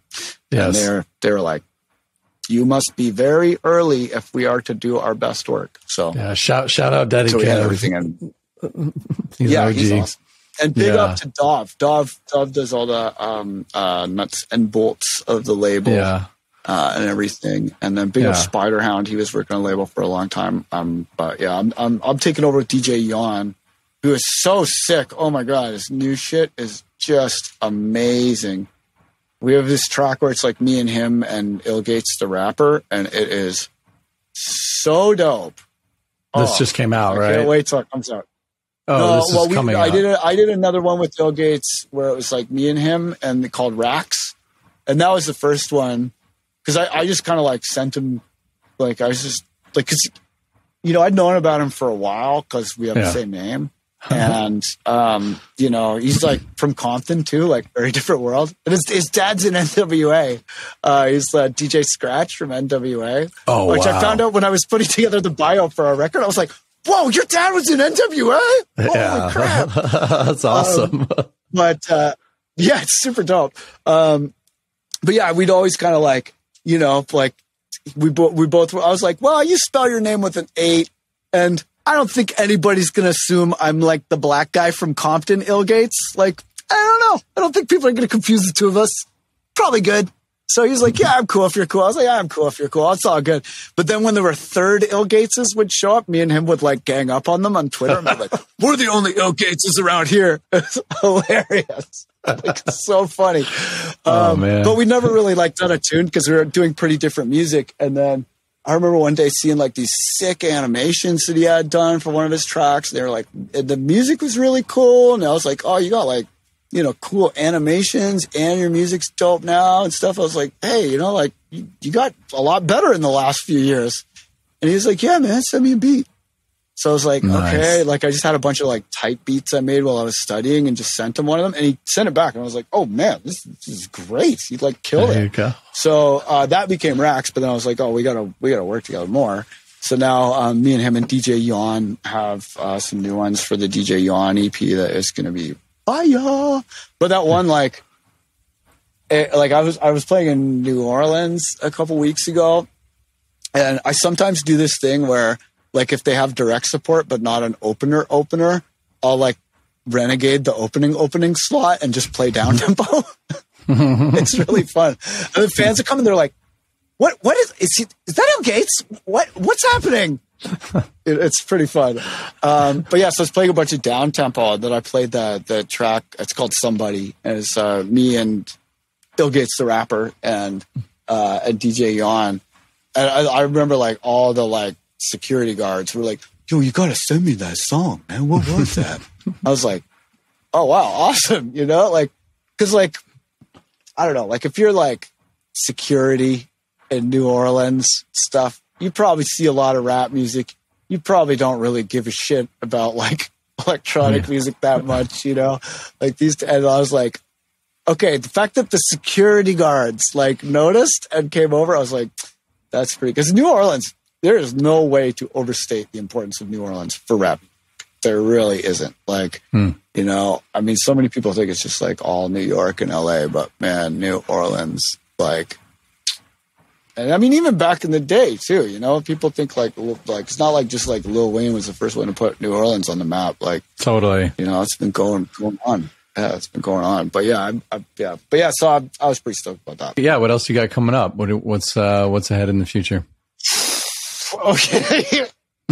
All right. So this week we put out the remixes for Smoke, which is me and Def 3 are the primaries on it, but featuring the best drummer in all of electronic music, KJ Saka, on the drum kit, as well as world DMC champion Chris Carnes on the scratch. And my man Nintendo was the one who made the original battle beat with me that turned into that song. We made it for like one of our dojo mixtapes where the mixtape challenge was do a collab. Like you start it, someone else finishes it. So everyone had to do collabs. It was a fun thing. So he started like some of the melodies and stuff in the intro. So he did the melodies in the intro, and then I made the beat and everything. And I've been kind of sitting on it, trying to find the best rapper for it. It has this kind of like Fatboy Slim meets Rage Against the Machine, like boom bap rap thing happening where it's kind of like funky, but like, a little bit like kind of, it's like heavy a bit too. And, I was sitting on the beat for a while. A couple people took a crack at it that were pretty good candidates, but I was like, oh, I want to find like just the right person. And then I sent it to Def 3, who is so sick. He's like just such a great rapper. So I've been working with him a lot lately. And he wrote this tune that is, in my opinion, his best tune. I really like it, but it is like right in the pocket. And it's one of those tunes that you play it and it's just like noticeable. Like people, any walk of life, like people are just like, that's a hit, Nice. And so when we put out the original, it was like one of the best tunes that I did all year last year. Like it was one of the biggest tunes that I did all year. And just because of the timing and like fitting into Alanis Morissette's schedule, it was like, they were like a week apart, which is a big no-no to do like 2 monster releases like that a week apart. But like I said, last year I put out 56 new Ill.Gates tracks. Like it was crowded. So it ended up coming out like the week after the Alanis Morissette one and stuff. And it was kind of like, I couldn't really promote it properly because it's like, you get a shot to work with someone with 9 Grammys. Yeah. You're going to do what they say. You're going to make sure they get their space, you know? Yeah. But yeah, so I couldn't lean into it as hard as the other releases, and it still did better than a lot of my releases.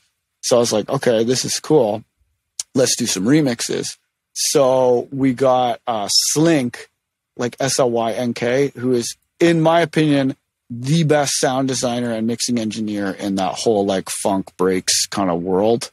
Like his sound design, like he does like neuro funk kind of break stuff. Because I mean, Koan Sound, they're kind of like doing other stuff now. When they were active, they were like, you know, they're Koan Sound. You can't fuck with Koan Sound. But in terms of like the currently active, like and like they're also too, they're kind of like more like instrumental funk. You know, they're not gonna like remix a like RuPaul song or something. You know, they got a little jazz going on too.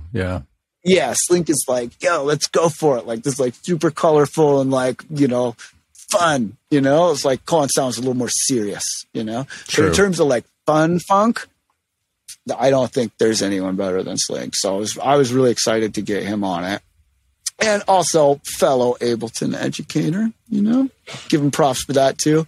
And then we got current DMC champ. Let me just see. I think he's. I'm pretty sure he's the current world champion. Let me just see. But yeah, JFB, he did this amazing drum and bass remix that is so sick. Yeah, so he's the 2021 DMC champion, number 2 in 2020. And I think he's competing again this year. But yeah, he's a boss. Like anyone who wins the DMC. Yeah, that's kind of the best DJ in the world. If you win the kind DMC, of a big deal. It's kind of a big deal. So yeah, he kills it, and he made this amazing drum and bass remix. He turned it around quick too. Like I think it was like 2 days after. Like I mean, he spent a long time on the mixing and perfecting it, but like actually the composition part, super quick. Like it was like I think like 3 days or something after he got the stems. And he did a great remix. And then this kid from Australia, Far-Fetched, did this one. It's kind of like, you know how like there's that style that kind of started with that Matthews Sunday Crunk remix? I'm not familiar. Matthews did this tune. Yeah, it's like kind of like a specific subgenre of like halftime, where Matthews did this remix of, I think it was Posai Sunday Crunk. Let me just check. I think it was from the Passage. Oh no, it was Ivy Lab Sunday Crunk and Matthews remix. So Matthews did this remix for them that is just a bomb. Like you play it and like people throw clothing in the air. Like it's awesome. And then Jade Cicada liked it so much he made this tune called Fish Juice. That's kind of like pretty directly inspired by that Matthews song. And then Far-Fetched, like, you know, had this tune. Like it's different. Like there's rapping and stuff, and it's like a, you know, it's a different bit of a different vibe, but it has that same kind of like off kilter bass with the strong attack on the beginning of the note, and like just this like everybody loves it. Like you play it for people, and it's like there. Yeah, so that was a lot of people's favorites, and he kind of came like pretty dark horse when you're. You know, you got like the best funk sound designer dude in the world. Then you also have the, current world DMC champion. It's a pretty stiff competition. So he nailed it. And then, Dojo legends, Lucian Francis, and Secret Guest and Goosetronics all made pretty cool versions too. Wow. That I was like, yeah, that's it. But yeah, so we put it out, and it's like people love it. And like Grizz was at a lacrosse game And I don't know if he knew it was my song or what, but he was like, I'm going to take a selfie at 420. I'm at a lacrosse game. And he like takes a selfie at 420 and smoke is playing at like 420 at this like stadium full of people at like a lacrosse game. And like, I mean, we text sometimes and stuff, but I just haven't heard from him in a while. So I was like, I mean, I think he would have tagged me, or maybe he was just like at a lacrosse game and didn't care. I don't know. But yeah, so Grizz posted it last weekend. I was like, oh, sick. Awesome. Nice. Thanks, dude. Nice. So that one is currently popping off.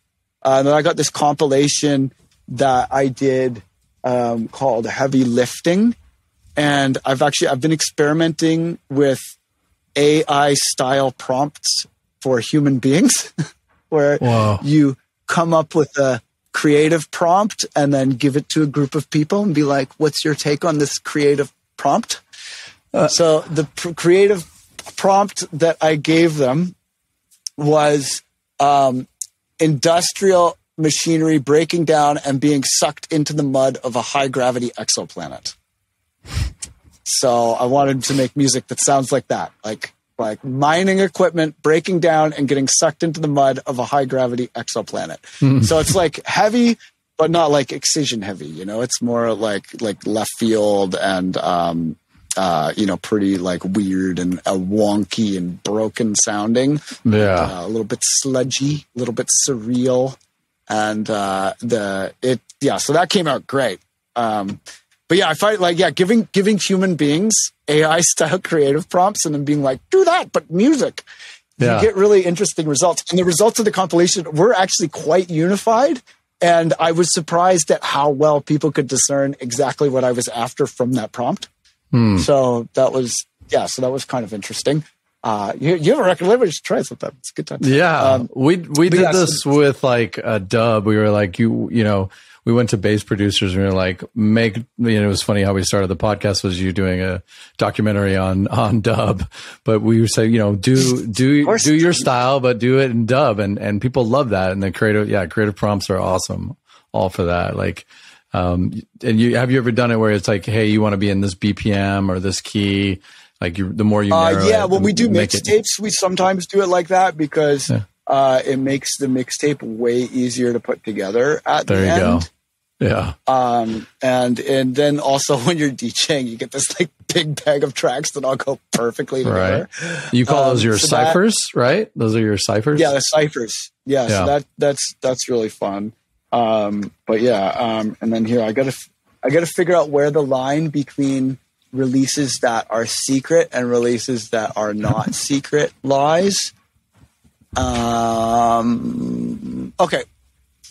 Okay, so after Heavy Lifting, I have a single with a guy named Metronome, who is, I found out because I love finger drumming, and he's like, one of the top finger drummers in the world. He does like all these videos that would get like, like one of them has like, I think like 10 million plays or some shocking number where, but he's like really good. Like he's like Sean Wasabi level finger drummer.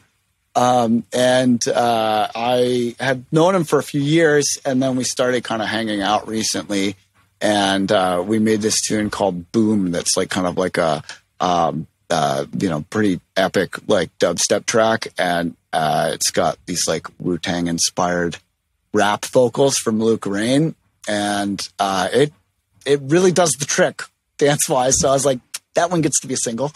Nice. And then after that, we've got this artist Murph, who is one of the original 12 Patreon patrons, and he's got this record called Grease Coasting, which is like he's got a track on the Heavy Lifting compilation that's amazing, but he's got this EP Grease Coasting that's kind of like it's really left field, like freeform bass stuff, but like there are parts of the track where it feels like it's just going to be like a lo-fi hip hop beat. And then just suddenly all this wild ass bass and sound design happens like a surprise.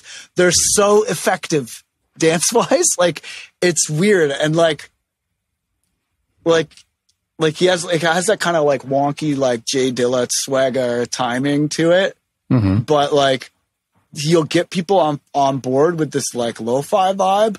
And the dance floor, it's like, oh, okay, I can get this. Like it's lo-fi, maybe not the heaviest drop, but like I can get this. And then a fucking crazy, like cyber bass, like meltdown insanity is like the last thing you expect when you're listening to like lo-fi.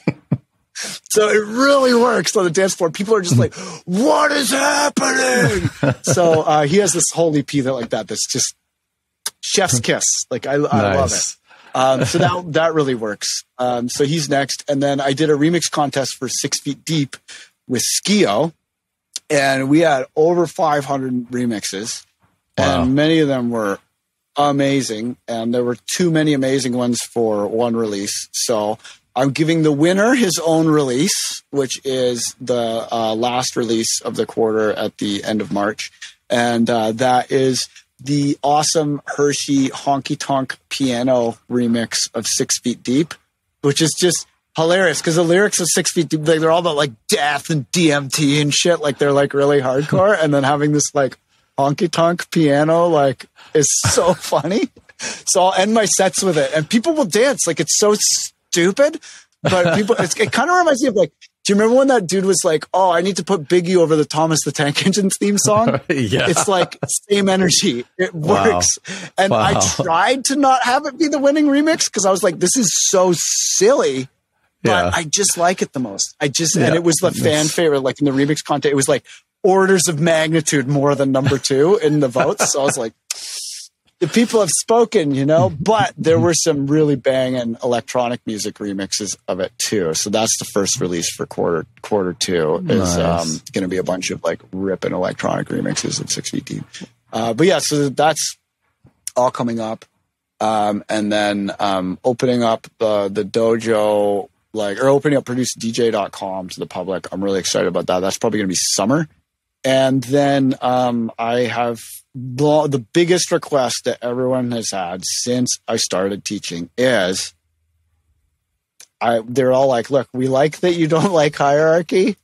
And we like that, you know, that you want to give us the option to drink out of a fire hose of knowledge. Mm-hmm. But if you could just give us a straight line to the goal. We just want a linear course where you do each week's instructions and you get there. I was like, okay. And I like kind of grudgingly admitted to doing it. And then I put together this 12-week course that's just like a sprint to making music that you actually like. And the people are losing their shit. Like they love it so much more than anything else I've ever done education-wise. So I'm like, all right, fine. That's the way it is now. So, so we have this Producer's Path course now that is really popping off, and that's at the producerspath.com.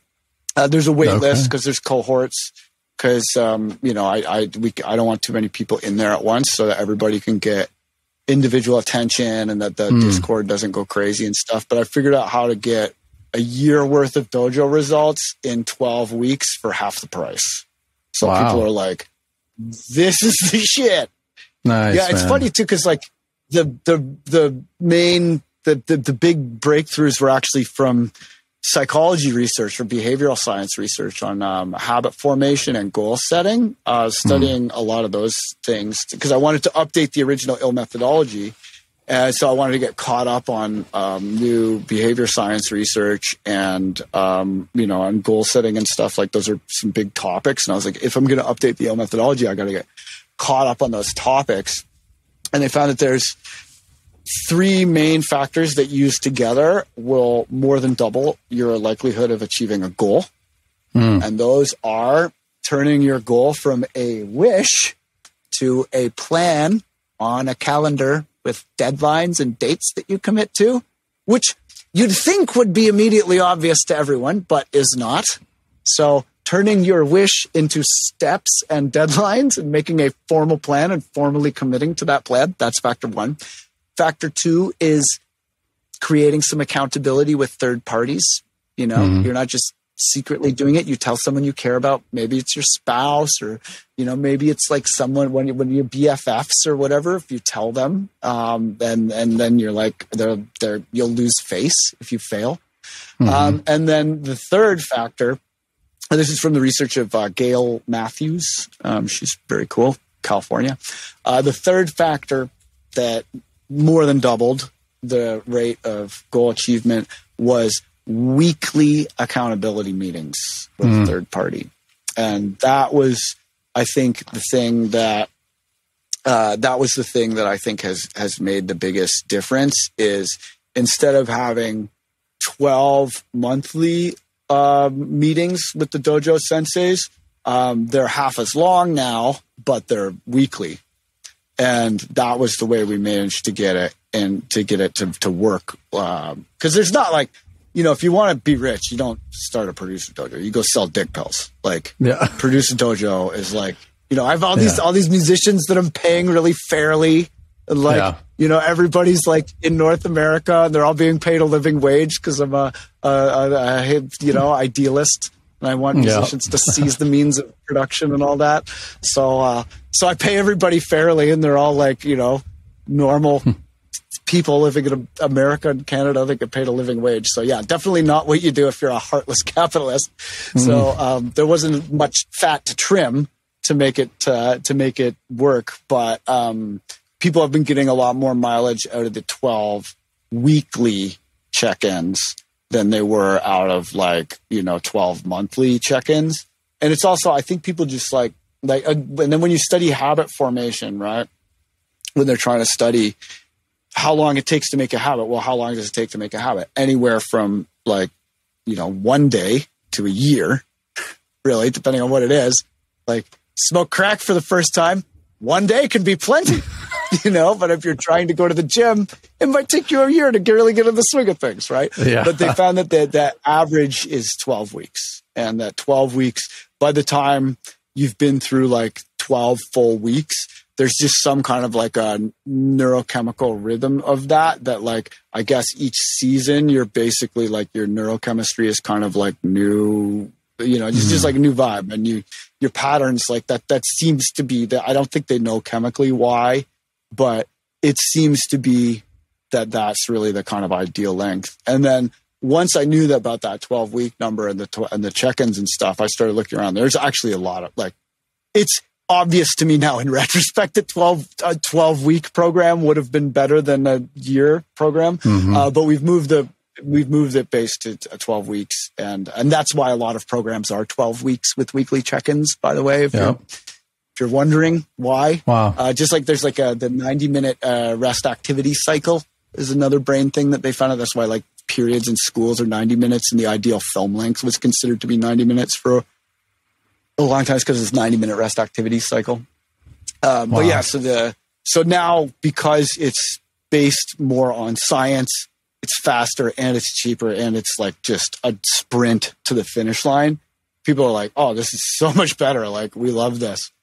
Which, I mean, I still learn best in an unstructured, non-hierarchical way, and I'm still doing my best to not be an authority figure. But yeah, people like the producer's path a lot more. Oh man, it's really it's really going well, and I'm proud of the results.